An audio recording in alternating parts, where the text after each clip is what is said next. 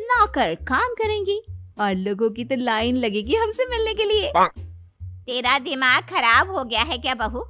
हंसी मजाक तक ठीक है, लेकिन इस तरह घर नहीं चलते। जितना जल्दी हो इस घर के तौर तरीकों को सीख लो। प्रज्ञा मुंह घुमाकर चली जाती है और तुरंत उसी वक्त एक रील बनाती है। ये देख सुनीता का गुस्सा 7वें आसमान पर चला जाता है और विक्की के घर आती ही सुनीता उसे सब कुछ बताती है। विक्की भी अब प्रज्ञा की इन हरकतों से परेशान हो जाता है। तुम टेंशन मत लो मम्मा, मैं देख लूंगा। विक्की कमरे में जाता है तो देखता है कि प्रज्ञा रील्स बना रही है। विक्की बड़े ही प्यार से प्रज्ञा से कहता है, प्रज्ञा, इन सब के लिए मैं तुम्हें मना नहीं कर रहा हूँ, लेकिन फिर भी हर वक्त तो ये अच्छा नहीं लगता ना। समझने की कोशिश करो, मुझे भी तुम्हारा थोड़ा वक्त चाहिए। मैं जब ऑफिस से आता हूँ तुम मुझे समय देने की जगह इसी में लगे रहते हो। तुम ज्यादा ही सोच रहे हो। तुम भी मेरे साथ रील्स बनाओ ना, तुम्हें भी बहुत अच्छा लगेगा। तुम्हें इज्जत से कोई बात समझ में नहीं आती क्या? दिमाग खराब हो गया है तुम्हारा इस चकाचौंध से। अगर तुमने अपना रवैया नहीं बदला तो मैं तुमसे दूर चला जाऊंगा। तुम ही रिश्ता लेकर आए थे, मुझे लड़कों की कमी नहीं थी और ना आज है। विक्की दरवाजा पटक कर चला जाता है।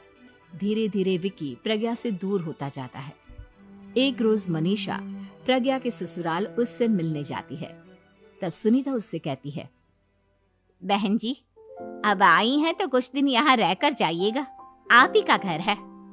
हाँ मम्मी, बहुत दिन हो गए तुम्हारे साथ एक भी रील नहीं बनाई मैंने। प्रज्ञा तुरंत अपने फोन में रील्स ऑन कर लेती है। ये सब मुझसे नहीं होता। तेरा ये भूत अभी तक नहीं उतरा क्या? बहन जी, आप कुछ कहती नहीं क्या इसे? जब आप ही कुछ नहीं कर पाई तो मैं कर ही क्या सकती हूँ। सास तो वैसी ही बदनाम है। शाम को घर की लाइट चली जाती है और मनीषा प्रज्ञा से कहती है, मेरे घुटनों में बहुत दर्द हो रहा है, तू लाइट का कुछ इंतजाम करना बेटा। अच्छा, कैंडल जला देती हूँ मम्मा। प्रज्ञा गाते हुए कैंडल जलाती है और खिड़की के पर्दे के पास रख देती है। मनीषा, जिसे बहुत दर्द हो रहा है, वो सो जाती है और प्रज्ञा हमेशा की तरह अपने रील्स में लग जाती है। उधर कैंडल की वजह से पर्दा आग पकड़ लेता है और मनीषा के कमरे में आग लग जाती है। बचाओ, कोई है, बचाओ। सभी भागते हैं और विक्की कमरे की आग बुझाने में लग जाता है, लेकिन तब तक मनीषा आधी जल चुकी थी। मनीषा की हालत देख प्रज्ञा रोने लगती है। विक्की मनीषा को तुरंत हॉस्पिटल ले जाता है और उसे एडमिट कराता है। विक्की प्रज्ञा से कहता है, देख लिया ना, तुम्हारे इस नाच गाने की वजह से आज तुम्हारी माँ की जान जाते जाते रह गई। अब पता नहीं तुम और क्या चाहती हो। उधर डॉक्टर कहते हैं, इनकी हालत बहुत नाजुक है, आधे से ज्यादा जल चुकी है। प्रज्ञा रोती हुई मंदिर में जाती है और भगवान के आगे जाकर कहती है, भगवान, मेरी माँ को ठीक कर दो। मैं कसम खाती हूँ हाथ से ये रील्स बनाना छोड़ दूंगी। बस मुझे मेरी माँ वापस मिल जाए। 2 दिन बीत जाते हैं और मनीषा खतरे से बाहर आ जाती है। पेशेंट अब ठीक है, आप लोग उनसे मिल सकते हो।